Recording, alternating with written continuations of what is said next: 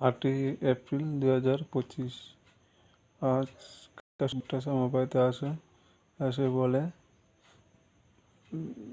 তাদের নামে কেস দেওয়া হয়েছিল। তো কেস কেন দিয়েছি, কেস তোলার জন্য বলছে আমাকে হাতে, মানে হাতে মারবে না, হাতে তো মারবে, পাতেও মারবে। তো বলছে আলু ভাজা ভাত খাওয়াতে সত্যমূলক জড়িত আছে, জড়িত আছে। রাত্রে আমাকে আলু ভাজা ভাত খেতে হয়েছে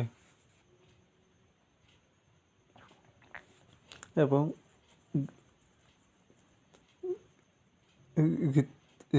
রীতা দাস মোদক কোয়াইবাড়ি আমার ট্রাঙ্কের তালা চাবি লুকিয়ে রাখে, তা ছেড়ে নেওয়ার চেষ্টা করেছিল, কিন্তু আমি খুঁজে হঠাৎ করে আমি দেখি তালা চাবিটা নেই, মানে এর থেকে সরিয়ে রেখেছিল।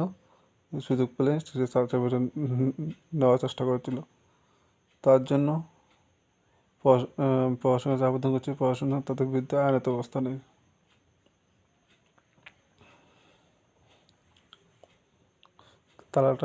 তালার চাবি ছিল, সাইকেলের চাবি ছিল, তো চুরি করার জন্য চেষ্টা করেছিল। তার জন্য পড়াশোনার আবেদন করছি, পড়াশোনা তাদের বিরুদ্ধে আইনত ব্যবস্থা নেই। রতন মোদক বলছে আবার যে যত সম্পত্তি আছে, টাকা পয়সা আছে, আরেকজনের নামে ট্রান্সফার করে নেবে। বলে যে আজকে আমি ট্রান্সফার করে দিয়ে দেবো আরেকজনের নামে, যদি আমাকে কোনো সম্পত্তি পাক দেবে না বলছে রতন মোদক। তার জন্য পড়াশোনার আবেদন করছি, পড়াশোনার জন্য তাদের বিরুদ্ধে আইনত ব্যবস্থা নেই। জয় হিন্দ।